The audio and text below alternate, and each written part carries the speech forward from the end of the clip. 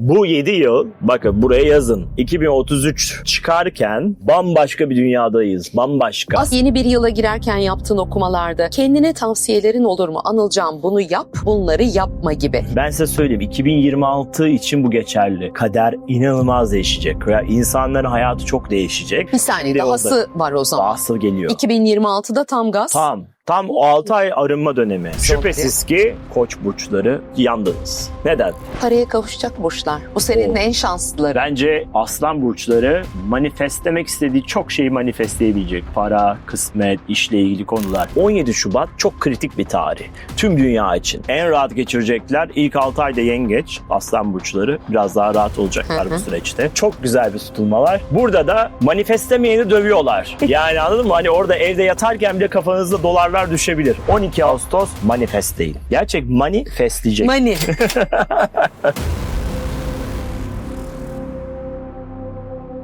Efendim merhabalar. Şahane bir konuğum var. Onu zaten çok yakından tanıyorsunuz. Anılcan bizimle. 2025'in son yayınına hoş geldin. Hoş buldum. Uğurluyoruz nihayet de. Evet. Acaba yeni gelen nasıl bir yıl merak da etmiyor değiliz. Çok keyifli. Bayağı. Bu kadar yayın yaptım. Bu yıl için, yeni yıl için daha doğrusu keyifli diyen ilk defa bir konuk duydum. Nasıl yani diyorum. İşte büyük değişimler gelecek. Büyük değişimlerle bir keyiflenme sürecine gideriz artık. Bütün sistemler değişiyor. Yani tabii ilk 6 ay stresli, problemli yani. Çünkü değişim her zaman bir strese bağlıdır. Mutlaka. Satürn burç değiştiriyor, Uranüs burç değiştiriyor, işte Plüto burç değiştirdi, Neptün burç değiştiriyor, Koç burcuna geçiyor. İşte Jüpiter Aslan burcuna geçiyor falan. Yani bir sürü böyle bir jenerasyon gezegenleri, bir de ağır gezegenlerin hareketini görüyoruz. Bunlar tabii ki toplumsal bilinci de değiştiren şeyler. Mesela Koç saat 12 gibi düşün, 00 yeni bir başlangıç burcu. Ve astrolojide zaten Koç aslında yılbaşı. Ve sonunda Balık burcu da kuyruk. Yani Koç baş, Balık da kuyruk. Ve Satürn şu anda kuyruktaydı. Balık burcundaydı ve çıkıp Koç burcuna geçiyor.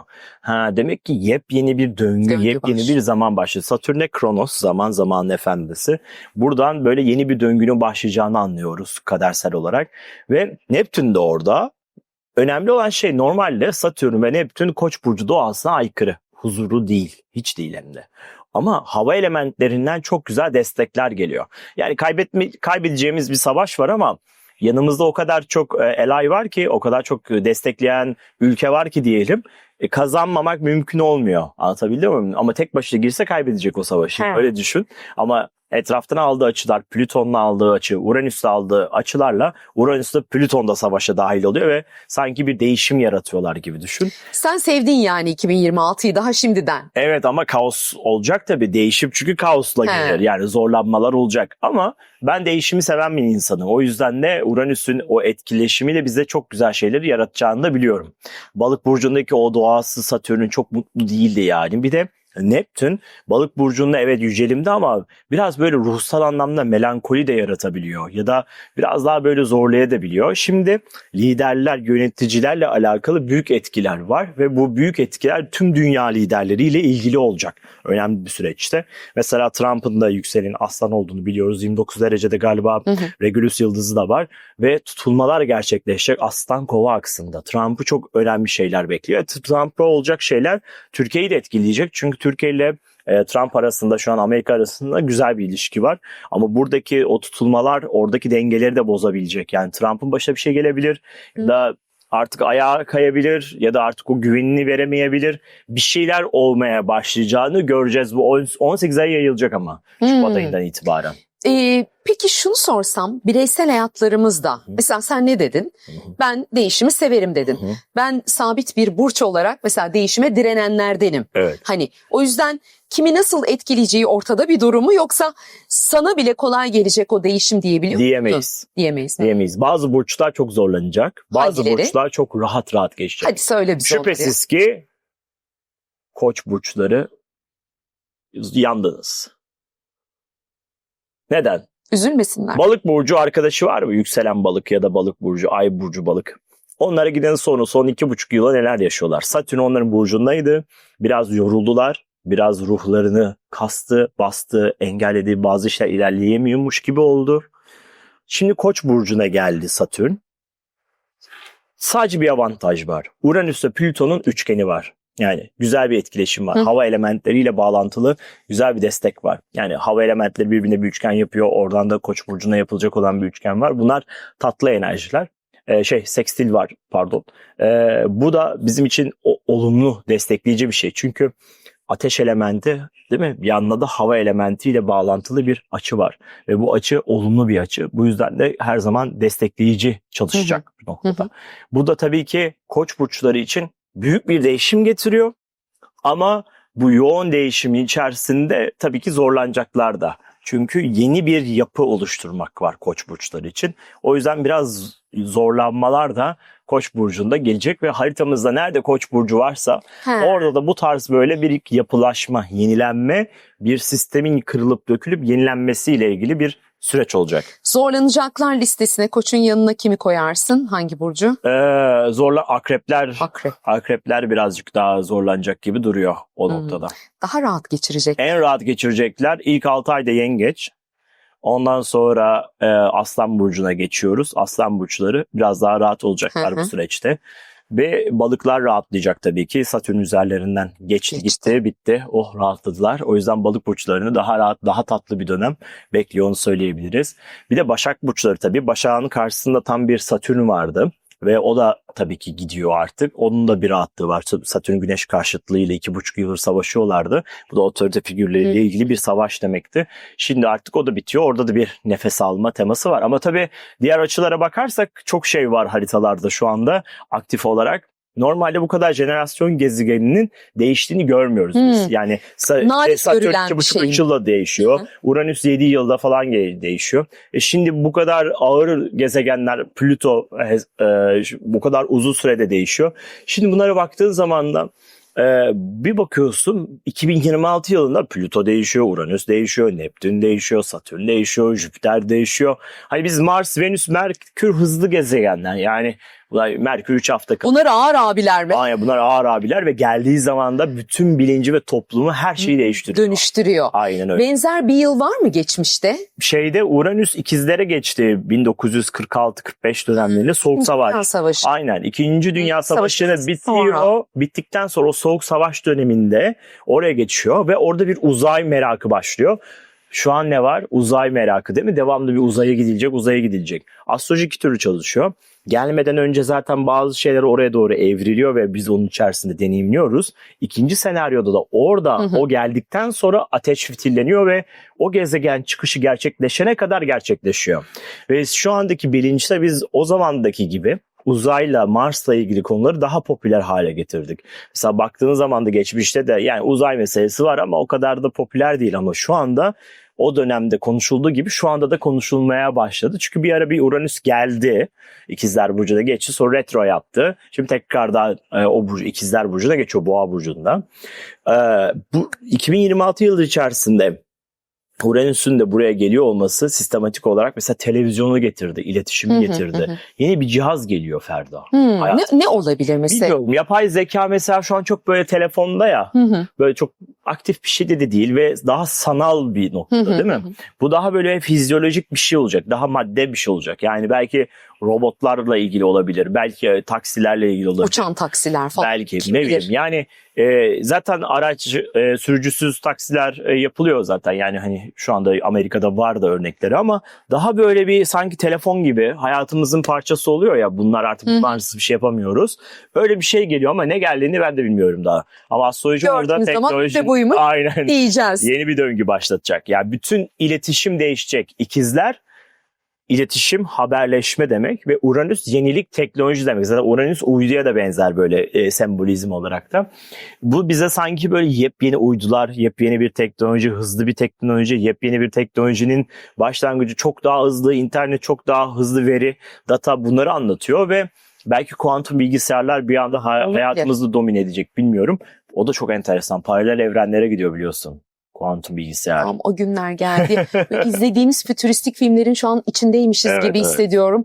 Sabah gazetede işte yapay rahim haberini okudum. Evet. Yani bunlar böyle falan diye izlediğimiz şeylerdi, gerçek oluyor. Yapacaklar onda. Evet tabii daha neler Çocuğu burada neler. doğuracaksın. Burada küfezde göreceksin. Ah canım ne tatlı falan. İyi yetiştirir gibi. Aynen. Sonra da hazır olacak. Tamam hadi gel diyeceksin. Hakkımızda hayırlısı. Ben hep diyorum ki şurada ne yazıyorsa o diyorum. Ben size bir şey söyleyeyim. Bu 7 yıl bakın buraya yazın. Tamam. Biz şu an 2026'dayız. 2033 çıkarken bambaşka bir dünyadayız. Bambaşka. Aslında böyle büyük değişimler getirecek bir 7 yıla mı giriyoruz? Evet. Öyle mi algılayalım? Bak 2026'yı? öyle böyle büyük değişim değil. Fransız ihtilali mesela Plüto Kova burcundayken oluyor. Yani büyük şeyler, büyük halkın değişimi. Çünkü Kova hem bilim hem halk hem toplum demek. Hem de bilimsel konular mesela yepyeni teknolojik aşılar, gen tedavileri, yeni işte tıbbi terimler bir şeyler gelmeye başlayacak ve biz 150-200 yaşına kadar yaşayacağız. Yani bu uzatma, yaşı uzatma bunları ne bileyim ya 150 böyle kalırsam Sanırım olur. ya. Böyle kalırsam olur ama ne bileyim böyle yaşlı amca gibi falan diye 20'yim. Öyle gitsin yani. Meditasyon yaparak giderim ben. Vallahi ben yani ölmenin hayırlısıyla vaktinde tabii. Aynen. Ben de öyle. O emaneti düzgün bir şekilde vermenin önemli olduğuna inandığım için Ferdi abi. ne bileyim 150-200 yaşına kadar da ve bir de dünya hani şu an diyoruz ya Allah'ım nasıl bir dünyadayız biz. Bunun uzadığını düşünsene korkunç geliyor bana. Biz şeyleri biliyoruz meditasyondayken hakikaten öyle bir bilince gidiyorsun ki orası böyle çok özel bir kutsal bir enerjisi var. Ve şunu anlatıyor sana aslında ölümden sonra bir şey var. Onun vurgusunu veriyor sana ve biz bunu dikkatimizi koyarak oraya bulabiliyoruz ileri seviye. Biz bir eğitim yaptık hafta sonu. Bir tane doçent doktor geldi, nörofizyolog. Bir tane danışanımız orada katılımcı EEG çektiriyor öncesinde ve meditasyonu yaparken. Kadın o kadar şaşırıyor, o kadar hoşuna gidiyor ki burada diyor EEG sonuçlarını anlattı, sunumlarını yaptı. Önümüzdeki günlerde sosyal medyada paylaşacağım. Beyin diyor bambaşka bir seviyeye gidiyor diyor. Yani normalde uyanıklık haliyle biz beta görüyoruz diyor ama tabii ki alfa beyin dalgası gelmeye başlıyor. Bu da ben sakinim, rahatım, her şeyi çözebilirim, daha yaratıcıyım ve stres içerisinde daha sakinim. Bu da tabii ki immünolojik olarak da yansıyor. Bir tanesi de beyinde alarm var, bir tanesi de beyin çok rahat, sakin ve sorunları çözebiliyor problemler varken. Ama aynı zamanda teta ve delta da var. Teta delta ne zaman gözüküyor? Uyku halinde. Ama kişi uyumuyor, dimdik oturuyor ve belli bir seviye sonra çok yüksek beta görüyoruz. Çünkü gamayı ölçemiyoruz. Gamma da hiperfokus demek ve bir şey öğreniyorsun sanki bilincini indiriyorsun gibi düşün. Beyin gözü kapalıyken bir şeyler beyin öyle bir dalga yayıyor ki çok hızlı bir beyin dalgası yayıyor ve kadıncağız geldi dedi ki ya ben çok şaşırdım, çok heyecanlıyım bu sonucu ve orada da sonuçları anlattı. Bir şey oluyor dedi beyine ve bütün fizyoloji, bütün hayat değişmeye başlıyor dedi. Yani bu da aslında bize şey gösteriyor. Hani bir yerde bir enerji var ve dikkatinizi oraya koydukça bizim sinir sistemimiz ya da beynimiz ya da bilincimiz buna bir yanıt veriyor. Mesela şu anda ekran başında bizi dinleyenler sol ayak parmaklarına dikkatini koysunlar. Koyduk. Mesela. Biraz önce neredeydi o? Değil mi? Haberin yok. Bilmiyorum. Dikkatini koyduğun için var. Değil mi? Anladın mı? Aynı şeyde de gerçekleşiyor. Düşünüyorum öyleyse varım gibi bir şey bu. Çok doğru da bir laf. Yani Tesla'nın da dediği şey dünyayı fizikte değil, fiziksel dünyada değil, görünmeyen tarafta ararsanız çok büyük keşifler yapacaksınız da demiş ya. Metafizik yani. Aynen çok yani şu an metafizik çünkü algılayamıyoruz. Mesela 2000 yıldır Hintliler bunu söylemiş. Yani bir sürü şeyler anlatmışlar, bununla ilgili çalışmalar yapmışlar. İmmün sistemlerini regüle etmeyi öğretmişler falan. Ve şu anda Wim Hof diye bir adam var mesela tıp literatürüne. Gönüllü olarak yani istekli olarak immün cevabı yaratmayı öğretiyor yani şu an nefes tekniğiyle mesela. Ama hani yoktu bu. Yani vücudunu yönetebilirsin, olası hastalıklara karşı koruyabilirsin. Damardan veriyorlar. İnsanın. Tabii E. coli veriyorlar, endotoksin veriyorlar vücuduna ve bir nefes tekniği var. Normal onu verdikten bir saat sonra titremeler başlıyor. Rabo Üniversitesi'nde yapıyorlar bu araştırmayı Hollanda'da. Ve adama veriyorlar bunu. Adam da nefes alıyor derin. Bu kadar. Ve bundan 20-30 sefer yapıyor. Ve adamda hiçbir yan etki ve virüsün yarattığı hiçbir o bakteri ölü hücrenin yarattığı hiçbir yan etki gözükmüyor. kontrol grubu var. Onlara bu tekniği öğretmiyorlar. Onlara veriyorlar. Bir videolarda görüyorsunuz titremeye başlıyorlar. Ateşleri yükseliyor. Baş ağrıları var falan. Bu da literatüre geçti tıp dünyasında. Çok acayip. Ama az önce o çıkardığın ses böyle biraz zikir sesi gibi de. Gibi. Mesela Şeyde onda de da hani bir Evet. farklı bir boyuta taşınma durumu vardır çok ya. iyi yakaladın. Bak kimse anlamaz onu. Bak, çok Yani iyi iyi bunu yakaladın. yapıyor derler. Çok iyi Orada yakaladın. çok başka bir noktaya gidiyorsun. Nasıl yapıyorsun? Allah, Allah. Bak, Bak, evet. aynı nefes. Görüyor Doğru. musun? Yani bu bizim İslamiyet'te de var, Hindistan'da da var, 2000 yıllık tarihte var. Ve böyle beyni zikir yapanlar, ben yaptım Nevlevihane'de kaldığım zamanlarda 16-17 yaşında. İşte bunu yapıyorsun ama yarım saat falan yapıyorsun. Beynin artık oksijenleniyor ve böyle bir garip bir şeye geçiyorsun. Aslında vücudu alkali yapıyorsun. Yani bu içgüdüsel olarak bir teknik olarak yapılmış ve gerçekten seni doğal olarak yükseltiyor. Zihnini açıyor, kafanı açıyor ve teknik olarak bakıldığı zaman da frontal kortekse 2 kat kan gidiyor falan. Şimdi bunlar ne işe yarıyor? Bir, ümmin olarak daha güçlü, daha sağlıklı, daha genç oluyorsun. 2, ilişkilerin, enerjilerin çok daha dengeli oluyor. Beynin daha net olmaya başlıyor. Daha net her şeyi görmeye başlıyorsun falan filan, bir sürü 3 yaratıcıyla bağlantı kuruyorsun. Evet. Yaradanla o sırada birsin, berabersin, Aynen. daha ne olsun. Tabii. 2026 diyorduk biz Evet, buraya. pardon, geri geldik. Yo çok güzeldi. Çok teşekkür ederim. Güzel. Harika bilgilerdi. Peki ayaklarımız şu an dünyada bir yer Evet. bassın. Mesela Anılcan şunu gerçekten merak ediyorum.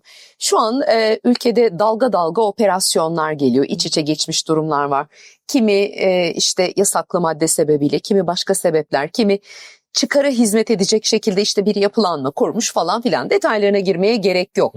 Mesela geçen sene bu sıralarda 2025'e bakarken aslında bugünlerin geleceği belli miydi? Ya da şöyle sorayım, bunların şu an ortaya çıkmasına gökyüzünde bir şey mi sebep oluyor? Var. Yani gökyüzündeki birkaç tane nokta var bunlarla alakalı. Özellikle Neptün zaten bağımlılıklarla ilgili ve Satürn-Neptün kavuşumu sanki bu konuda böyle bir uyuşturucu operasyonlarını zaten anlatıyor. Çünkü Satürn bizim için denetleyen, bakan, engelleyen bir durumda. Neptün de resmen bağımlılıkları anlatan bir yerde. Alkol bağımlılığı olabilir, yasaklı madde bağımlılığı olabilir, başka bağımlılıklar olabilir, yeme bağımlılığı olabilir, kumar olabilir, bir sürü bir şey olabilir ya da manipülasyon olabilir ve Satürn-Neptün kavuştuğu zaman da tabii ki orada bir resetlenme var. Yani orada zaten Satürn böyle bir gitti, sonra geri retro yaptı ve sanki hani bir dakika, bitirmediğim bir işim vardı, onları bitireyim, ben bir düzene sokayım, öyle geleyim. Çünkü Koç burcu liderler, yöneticiler demek değil mi?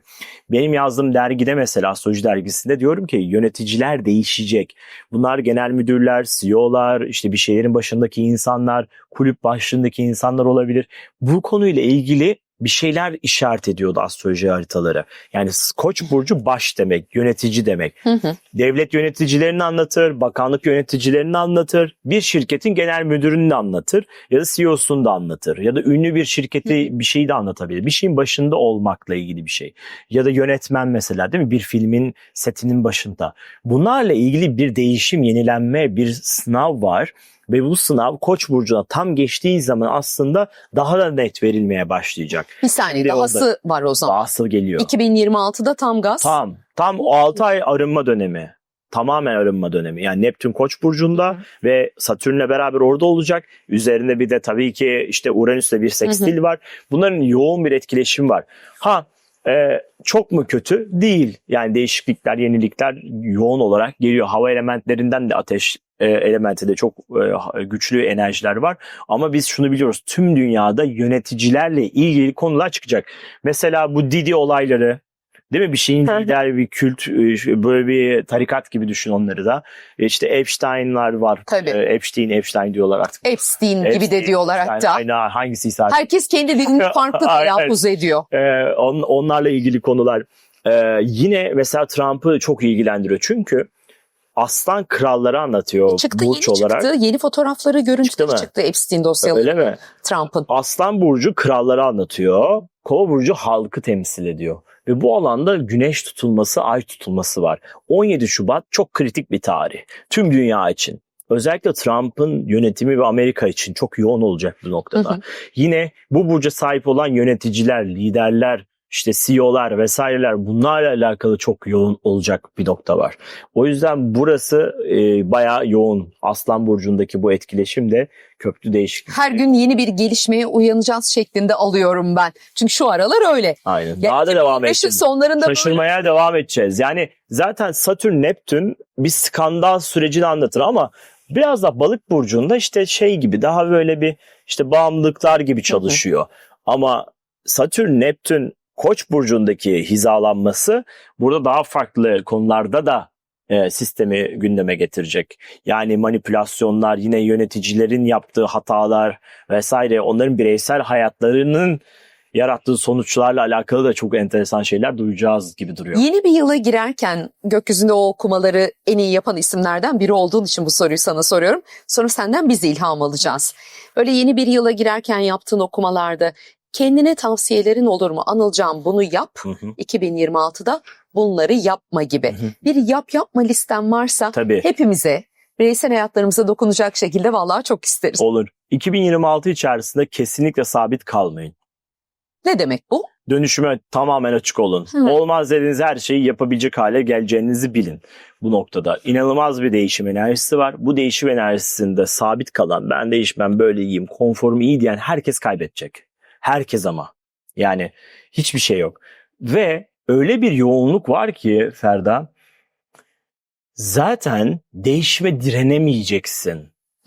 Öyle büyük bir etki. Hani böyle sel gelir, Aynen. sen ne yapsan da alır götürür ya. Aynen. Sel gelir belki direnirsin ya. Tsunami'ye direnemezsin ama. Bu da öyle bir şey. Yani yeni bir yapı getiriyor. Yeni bir şey getiriyor.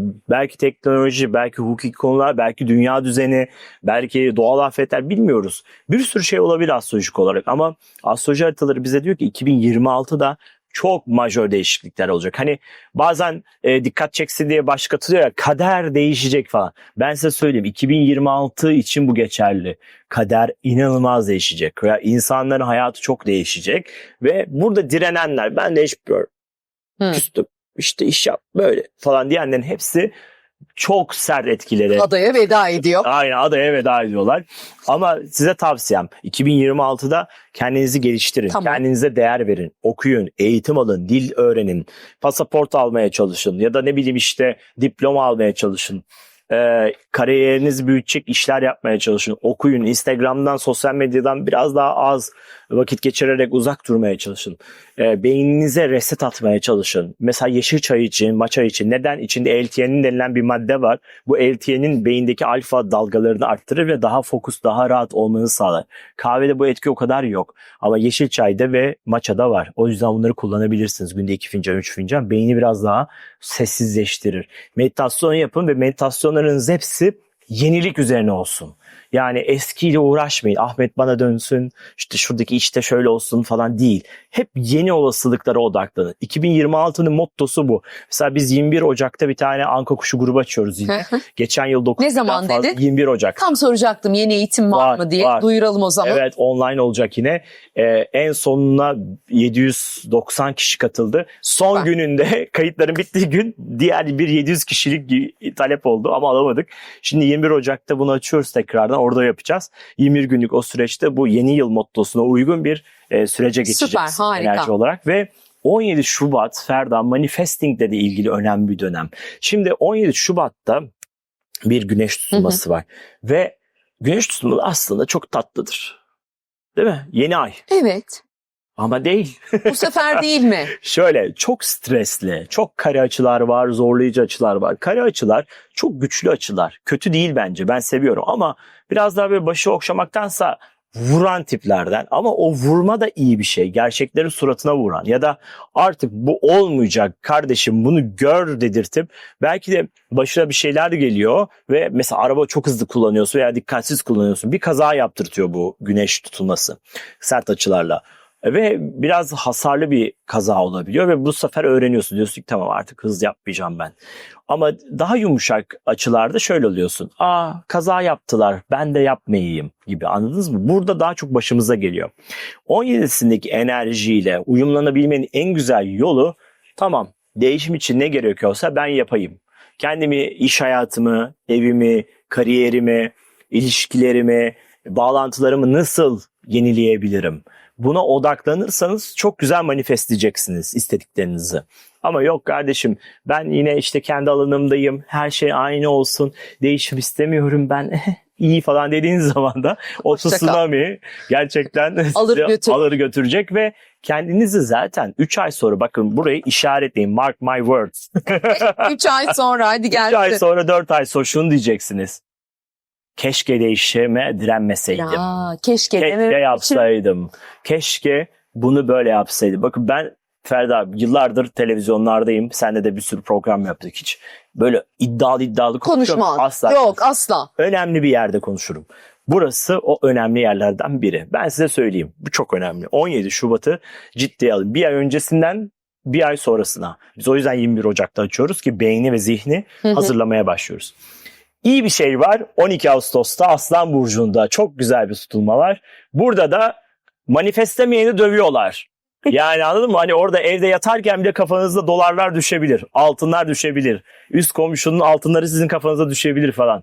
Böyle ballı, bereketli, börekli bir yer var. 12 Ağustos. Bunu da kesinlikle kullanın. Aslan burçlarına çok yarayacak. Zaten Jüpiter de 6. aydan sonra Aslan Burcu'na geçiyor. O yüzden yılın en şanslılarından bir tanesi aslında 6. aydan sonra Aslan Burcu gibi gözüküyor.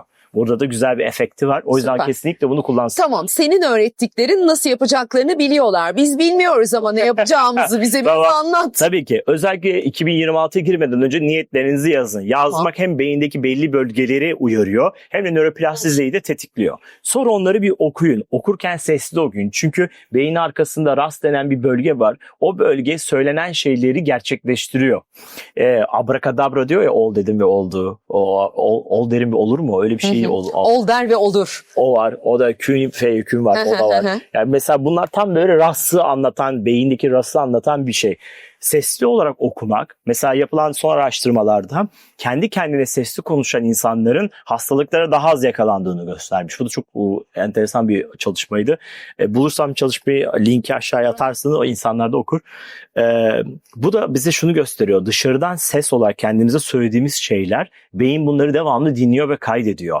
Ve bu yüzden de yazdığınız şeyleri de bir okuyun. Böyle 3-4 kere. Ne söylediğinize Görün. dikkat edin. Aynen. İşte al sana bilimsel karşılığı. Tabii nörobilimsel olarak ağzımızdan çıkan, düşündüğümüz her şey beyinde bir etki bırakıyor. Mesela çok nefret ettiğim birini düşün. Ben kimi düşüneceğini biliyorum. Bilemedim. Dur bakayım kim var? Ya nefret ettiğim çok yok. Sevmediğin yani. diyelim. Hoşlanmadığım biri. Nefreti pek sokmuyorum Tamam, hayatıma. Negatife izin ekran vermiyorum. başındakiler de. Tamam, hadi hoşlanmadığım O kadar birini negatif izin düşündüm. verebilirsin. Hoşlanmadığınız birini düşünün. Böyle Tamam. sevmiyorsunuz ya falan dediğiniz. Düşmanınız olabilir, sevmediğiniz komşu olabilir, eski kocanız olabilir. Düşünün. Düşündüm. Avucunu hisset mesela. Bak avucunda neler oluyor. Böyle bir atış var gibi avuç içlerimde. Öyle bir Evet. şey bilmiyorum. Isısı falan nasıl? Ne aynı şu an vücut ısımla. Ama böyle sanki bir kalp atışı varmış gibi Odaklan. hissediyorum. İyice odaklan. Tamam. Mesela göğsünde bir şey falan geliyor mu? Yok, ellerime şu an bir uyuşma geldi. Sadece Güzel. bilemedim. Şimdi çok sevdiğin birini düşün. Düşündüm. Düşün ama. Bak düşündüm derken bile böyle oldu. Devam edin ama. Evet.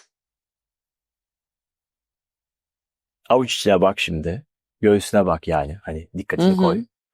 Bir ısınma geliyor. Kötü birini düşündüğünüz zaman bilimsel araştırmalarda vücut soğuyor ve göğüs kapanıyor. İyi birini, sevdiğiniz birini düşündüğünüz zaman göğsünüz biraz daha açılıyor ve elleriniz ısınıyor. Ya o zaten yüze falan sirayet ediyor. Evet. Bak negatif düşünürkenki halimle pozitif düşünürkenki Beden halim değil, bile değil farklı. mi? Tabii. Bu da ne demek? Bakın düşünceler fizyolojiyi nasıl etkiliyor? Yani birinde bir gerginlik, bir stres var, kortizol var, adrenalin var, bir tehdit var, beta dalgaları var, dikkat artıyor. Diğerinde var, alfa var, rahatlık var, ümün rahat, oksitosin artıyor falan. Böyle bir döngü var. Demek ki düşünceler gerçekleşiyor. Evet, bu artık nörobilimsel olarak kanıtlandı. Ben de yüksek lisansını yapmış, tezini yapmış bir adam olarak söylüyorum, var. Evet, astrolojik olarak da bunu yazdık, söyledik. Tamam. Ondan sonra kendimizi tekrar ettik. Tamam. Bir de duygu lazım bize. Duygusuz olmuyor çünkü amplifier, yani aksiyon potansiyeli. Yani ben seni seviyorum. Herhangi bir hareket verdi mi? Hayır. Ben seni seviyorum. Bak bir hareket geldi. Ya da oh yes. bereketliyim, geldi falan. Ne var? Burada bir heyecan, bir duygu var. O zaman bize bir amplifier lazım. Niyetlerimle, yazdığım şeylerle bir duyguya ihtiyacım var. Bunu sahteden de üretmeye çalışabilirsiniz. Nasıl? Açın bir tane mesela böyle başarılı insan videosu. Ondan ilham alın. O duyguyu vücudunuzda hissedin. Aynı hissi okuyarak, yazdıklarınızı da tekrar ederek hissetmeye çalışın. Net bir şekilde koyun.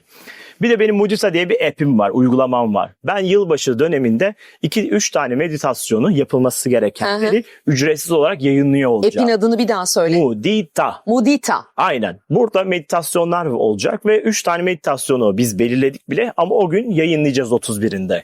Instagram hesabımdan bakabilirler. Herkese ücretsiz olacak. İnsanlar da o gün manifestlemek istedikleri bir şey varsa, meditasyon yapmak isterlerse de ya da o deneyimi yaşamak isterlerse bir tanesi kısa olacak, bir tanesi orta uzunlukta ve bir tanesi tam uzunlukta. Yani 1 saate yakın bir meditasyon olacak. Üçünü de yapabilirler, ayrı ayrı da yapabilirler. Manifesting üzerine bunu da çalışıyor olacaklar. Ben yine o gün bir esma da vereceğim mutlaka. Onları da yine Instagram sayfasından takip edebilirler. Onları da yapabilirler. Hizmette sınır yok, Aynen görüyorsunuz. Bir de pano yapın. Pano yapmak neden önemli biliyor musunuz? Bu çekim yasasıyla hayatımıza geldi. Ay pano. Ya evet, ben de mesela burun kıvırıyorum. Evet. Yani ne panosu, ne saçmalık falan diyorum. Bana bunun saçmalık olmadığını anlat Anılcan. Beyin gördüğü şeyleri daha fazla deneyimlemek istiyor. Panonuzu yaratın. Kendi isteklerinizi ama abartmayın da. Hani daha kontrollü, mantıklı bir şeyle kendi fotoğraflarınızı koymaya çalışın. Başka evlilik istiyorsanız mesela başka adamla bir kadın değil. Kes kendi fotoğrafın kafalarını koy. Aynen mesela. Mesela ev istiyorsunuz. Nasıl bir ev Evet. istiyorsunuz? Gidin o siteyi gerçek bir siteye ait bir ev olsun. Yani sokakta random bir fotoğrafı olmasın bunun. Onu koyun. Ve her gün kalktığınızda ilk onlara bakmaya çalışın. Bunlar benim ideallerim ve bunlar gerçekleşiyor. Ya da mesela zayıflamak istiyorsunuz. Zayıf bir halinizi koyun böyle. Photoshoplayabilirsiniz, basabilirsiniz, panoya koyun. O zayıf halinizi görün. Nasıl hissettiriyor, nasıl yaşıyor, nasıl deneyimliyor. Sabah ilk kalkar kalkmaz yapacağınız şey bu. Gece yatar yatmaz yapacağınız şey bu. Neden? Bilimsel olarak biz uyku sürecine daldığımız zaman da beyin beta, alfa, teta, delta diye gidiyor. Teta'da kayıt yaptığımız dönemler 0-8 yaş dönemindeki çocukların böyle dinlediği, hipnotize olduğu olarak her şeyi tükettiği yer. Ve biz de tam uyku arasına girerken bunu yaşıyoruz. Siz uyumadan önce oraya bakıp bunları gördüğünüz zaman beyniniz bütün gece bunu tekrar ediyor. Aynı şey sabah da oluyor. Delta, kortizol artıyor, uyanmaya başlıyoruz. Delta, teta, alfa, beta başlıyor. Tam o sırada uyku uyanık hali baktım panoya. Panoda güzel şeyler var, zayıflamışım, bana gelmiş, başarılı bir biriyim, başarılı bir adamım, başarılı bir kadınım. İşte istediğim şeylere sahip olmuşum ama karakterim de iyi. Çünkü karakter, duygular benim istediğim eş zamanlıklarla uyumak zorunda. Kötü niyetliysem ya da bir şey kıskandırmak için yapıyorsam, manifestlemek istiyorsam benim başıma bela yaratmaya başlıyor. O yüzden bir dinimizde de söyleyip kibir yapmayın, kibirden uzak durun değil mi? Tabii. Vaka suresinde de derdi Allah ben kimine yükseltirim, kimine alçaltırım falan. Ve negatif yok zaten inancımızda. Evet. Negatifi koyan biziz Bana yani. da işte o şey yapıyorlar. İşte kıskandırayım diye ya da millet evlendesin diye evleneyim. O negatif bir şey. Ona uzak durun. Yasaklı bir Ama şey zaten. 2026 döneminde bir de değişimi manifestleyin. Bak değişeceğim ben. Değişeceğim. Ben bu yıl değişeceğim diyeceksiniz kendinize. Neye değişeceğim? Kilo vereceğim. Sağlıklı olacağım. Başarılı olacağım. Eğitim alacağım. Evimi değiştireceğim. Şunu anlamayalım değil mi? Yanlış anlamayalım. Yani gayet güzel bir sistemin var. Giden, çalışan, işte iş olabilir. Bu hayatının başka bir alanı olabilir. Yani o iyi giden şeyin bile değişmesi için ortaya bir niyet mi koyalım? Evet, ya da güncelleşmesi, teknolojik olması, yenilenmesi, reform getirmek. Ne istiyor? Yenilik istiyor. Ve zaten değişecek. Sen istemesen de değişecek. Mesela senin programın var ya Kanal D'de. Diyecekler ki sana biri daha geliyor masaya. Üçünüz beraber program yapacaksınız. Gibi. Reform gelecek. Ya da YouTube kanalın. Aynen. Şu olacak. Aynen. Ekstra bir şube gelecek gibi. Ya da bir fresh istiyor yani. 2026 bizden. Yani bir sürü bir yenilenme, bunu olumlu yönde de çok güzel ödüllere dönüştürebilirsiniz yani o süreçte. İnşallah. Yatırım tavsiyesi vermeyeyim mesela. Güzellikle gelsin. Ama söyle, alırım onu. Neyi? Alırım bir tavsiyesi. dal. Yatırım tavsiyesi dedin. Alırız bir dal. Yatırım tavsiyesi veriyormuş gibi olmayalım ama vermiyoruz mu diyorduk. Ne hızlı yasal açıklaması. Yatırım tavsiyesi değildir. Güzel. Şimdi ben kriptonun ve teknoloji hisselerin chartlarına baktım. Şimdi geçtiğimiz dönem Nisan ayında Uranüs'ün çok olumlu bir açısı oluyor ve bir anda Bitcoin ve bu AI hisseleri, yapay zeka hisseleri, teknoloji hisseleri fırlıyor. Ama yeterli değil. Uranüs İkizler Burcu'na geçiyor ve tam geçtiği sürede Kasım ayına kadar da 120 bin dolarları görüyor. 50 bin dolarlardan 60 bin dolar, yani 2 katına çıkıyor. Ve 7 Kasım'dan sonra Uranüs tekrardan geri gidiyor Boğa Burcu'na. Boğa Burcu'na geri gitmeye başladığı zaman da eyvah, AI balonu mu var? Kripto batıyor mu diye haberler çıkmaya başlıyor ve 120 bin dolarlardan 70 bin dolarlara kadar kripto düşmeye başlıyor. Burayı anladık mı? Tamam. 26 Nisan'dan itibaren bir geliyor. Bak, öyle böyle değil. Yani eğer astroloji doğruysa 26 Nisan'dan sonra kriptonun fırlaması lazım. Fırlaması lazım. Ha tabii ben bilmediğimiz dandik coinleri bilmem. Evet. Bitcoin için konuşuyorum. Ve yapay Zaten bilmeden girdiyseniz kumar. Aman. aman ya, Ocaklar yanar. Aman. yapay zeka hisseleri, teknoloji hisselerinden bahsediyoruz. Takip etsinler. Edin. Tavsiyesi asla Eğer değildir. çok düştüyse ve bir kısım bir para ayırabiliyorsanız, sizi zorlamıyorsa, ekonominizi bozmuyorsa, hayatınızı kötü bir hale getirmiyorsa biraz böyle minik minik paralar yatırabilirsiniz. Burada inanılmaz bir etki var ve altınla ilgili, Bize onunla gel. gümüşle ilgili çok fazla bir şey var. Hype var şu anda. Oh my god falan. Uranüs Boğa burcundan çıktıktan sonra düşüş yaşayabiliriz. Oraya dikkat çekiyor. Ama o noktaya kadar yine yükseliş devam Yükselebilir. ediyor. Yani 6. aya kadar yükselmeye devam eder gibi düşün, dalgalanmalarla. Hı hı. Ama 6. aydan sonra altın ve gümüş aynı popülaritede gitmeyebilir. Dikkat diyelim. Haberiniz olsun. Peki. O seviyelerde kalabilir. Biraz aşağı gelebilir. Bir tık yukarı gidebilir ama o kar topu efektini görmeyebiliriz. Döviz bazındakinden, pariteden bahsediyorum. TL olarak enflasyona göre iner çıkar onu bilmem. Paraya kavuşacak burçlar. Bu senenin en şanslıları. Bence Ağustos'tan 6 Haziran'dan sonra Aslan burçları manifestlemek istediği çok şeyi manifestleyebilecek. Para, kısmet, işle ilgili konular. Bir de yükselen oğlaklar. Plüto Kova burcunda, Uranüs ikizlerle beraber bir üçgen açı yapıyor. Tabii ki Koç burcunda da bir Satürn ve Neptün var. Onunla da şeyler var. Sekstil açı var.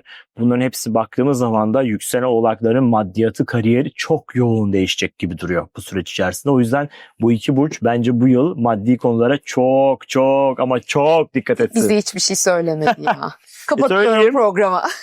Söyleyeyim istersen. Ama şimdi diyecekler sunucu da kendi burcunu sorup duruyor. Şimdi Şey yapayım hemen. az Bir tane söyledik. söyleyeyim ben sana o zaman. Hangisi ne yapıyor? İstiyorsan. Boğalar da paraya kavuşuyor diye. Mesela yükselen koçlarla ilgili olan bakarsan eğer bütün hayatı ekonomik anlamda bir yenilenme sürecine gidiyor. Tamam. Bir dönüşüm var. Sosyal çevrenin dönüşüm var. Bir yenilenme var. Ve kendilerine büyük bir yatırım yapacaklar ve ruhsal dünyaları rahatlamaya gidecekler. Birer cümle söylüyorum. Tamam. Bir de 6. aydan sonra yükselen koçlar aşk, meş, çoluk, çocuk sahibi olmak, evliliklerle ilgili çok olumlu. Yükselen boğalar. Baktığınız zaman da yükselen boğalarda para evinde bir yenilenme, değişim, parayla ilgili süreçler, kariyeriyle ilgili bir yenilenme temaları var. Yükselen oğlaktaki şeyin tam tersi varmış gibi düşün. Ama burada para evi ve kariyer evine gidiyor bu nokta. Bir yenilenme, parayı kazanma şekillerinde bir değişiklik ve yenilik var gibi gözüküyor bu süreçte. Biraz ruhsal dünyaları yorucu geçebilir, ona dikkat etsinler. Yükselen ikizlere bakarsak, ikizler burcuna gelen bir Uranüs var. Tarz değişecek, hayat değişecek, hayat görüşü değişecek, bir yenilenme var bu süreç içerisinde. Ve kariyerleriyle ilgili zorlanmalar vardı. Bu zorlanmalar bitiyor, artık derin bir nefes alıyorlar. Parayla da ilgili olumlu dönem 6. aya kadar, 6. aydan sonra da taşınma, yer değişikliği gibi temaları vaat edebilir. Böyle tek tek hadi kısa çok söyle. birer cümle söylüyoruz zaten. Yükselen yengeçlere bakarsak şanslı, kariyeriyle ilgili bir yapılanma dönemine girecek bu yıl içerisinde. Kariyer oturtmak ya da işini bir türlü oturtamadıysa bu dönem artık ben işimi oturtuyorum, kariyerimi oturtuyorum, yeni işler yapmaya başlıyorum diyeceği bir dönem içerisinde. Jüpiter de orada onlara destek sağlayacak. Sonra da para evlerine geçiyor Jüpiter. Ve yükselen yengeçler de 6. aydan sonra para evlerine Jüpiter geçtiği için biraz daha bereketi manifestleyebilecek hale gelecekler. Hatta 12 Ağustos'taki tutulma para evi aksında olacak. Yükselen yengeçler kesinlikle kullanın, değerlendirin. Yükselen aslanlar zaten söylemiştim ama burç aksında tutulmaların da çok olacak. En yoğun değişimlerden etkileneceği burçlardan bir tanesi olacak. Ve parasal kaynaklarla ilgili bir yenilenme var. Bir değişim sürecine geçiş var. Buna hazır olun. Özellikle biraz önce de anlattığım gibi 6 Haziran'dan sonra ve 12 Ağustos'taki süreç Perfect. perfecto. Kullanın. Bir de evlilikleri değişebilir. boşanabilirler, ayrılabilirler, evliliklerle ilgili dengeler değişebilir. Bir de yükselen aslanlarda sağlık evinde sorunlu bir açı vardı. Gündelik hayatını zorlayan o da gitti. Bu da güzel haber. Yükselen Başak'la ah canlarım benim. Balık burcunda bir Satürn vardı. Tam böyle yükselen burcunuz açı yapıyordu. Veya burcunuz da Başak'sa Satürn buraya bir açı yapıyordu. Şimdi bu da gitti. Biraz daha rahat olacakları, nefes alacakları bir döneme girecekler. Finansal anlamda güzel değişiklikler var. Aşk hayatında bir hareketlilik görebiliriz. Biraz sağlık hayatına ve gündelik hayata dikkat etmek lazım. Plüto orada biraz daha böyle bir kendine dikkat et, sağlığına dikkat et, sinir sistemine dikkat et vurgusu yaratıyor yükselen Başaklar için. Yükselen terazilerle ilgili. Sen miydin yükselen terazi? Güzel. Yükselen teraziler tekrar evleniyorlar.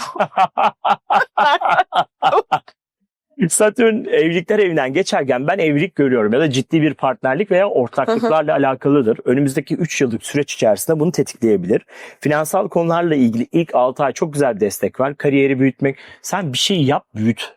Bu 6. aya kadar, Haziran'a kadar. Çok destekli. İlk yarıda. İlk yarıda. İşini yapayım. Yani çünkü, herkes aldım. yükselen terazilerin hepsi böyle bir şey yapsın. Sağlık evinde de Satürn biraz gündelik hayatta yoruyor olabilir. Şu an biraz daha rahatlama temasına doğru gidiyoruz. Tutulmalarda yeni insanları hayatınıza getirecek. Yeni insanlar, yeni döngüler. Biraz sadece Şubat ayındaki tutulma biraz huzursuz. Zorlayıcı ama ondan sonrası çok daha rahat gözüküyor. Hayırla gelsin ne geliyorsa. Evet, yükselen akreplere bakarsak yükselen akreplerin de hayatında bir yenilenme var. Özellikle Uranüs 8. evden geçecek. Biraz böyle beklenmedik yerden gelebilecek gelirlerle de alakalı. Evlilikle ilgili biraz zorlanma gelebilir. Çünkü Kiron da burç değiştiriyor. O da Boğa burcuna geçecek. Onun da yarattığı bir etkiyle böyle evliliklerle ilgili yaraları ya da ilişkilerle ilgili yaraları tedavi etme, düzeltme, toparlama dönemi, bilincin değişim dönemi de söz konusu olacak. 5. evlerinde çok huzursuz bir Satürn vardı. Şimdi o da gidiyor, bitiyor. Rahatlayacaklar. Aşk, meşk, o ruhsal baskı yükselen akreplerde kalkıyor artık. Rahatlasınlar. Yükselen yaylara bakarsak yükselen yaylarda da olumlu bir değişim var. Para, finans konularında belki bu da en güzel değişimleri yaşayacak diyebiliriz. 6. aydan sonra ama daha yoğun. Yani 6. ayda biraz daha güzel. Jüpiter'de böyle bir Aslan burcuna geçsin. Yükselen burcunda da güzel bir üçgen gelsin. Bunlar güzel destekleyecek. Ciddi bir ilişkiye başlatabilir. Nisan'dan sonra özellikle altını çiziyorum. 12 Ağustos bunlar için de çok şanslı. Hatta yurt dışı konular, eğitimler, pasaportlar, vizeler bunlarla da ilgili ya da uluslararası seyahatlerle ilgili çok yoğun bir dönem var.